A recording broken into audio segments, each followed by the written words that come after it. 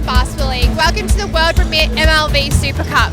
Boys, welcome to the Super Cup. Congratulations on getting the win. 7 points difference out there. How does it feel to get it across the line? That's great. Everyone keep working hard. Just enjoy the game. That's it.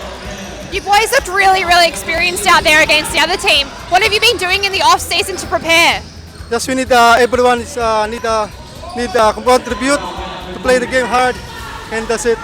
What can we expect to see moving forward for the rest of the games throughout the season? Everyone need what do you call this? Work together? You need practice. Everyone to yes. That's it. Is there anything you'd like to say to your supporters and your followers out there? Thank you so much for all the supporters and all the teams, sponsors, all tracks, buddies. Thank you. Congratulations, boys. We'll see you out here next week. Well done.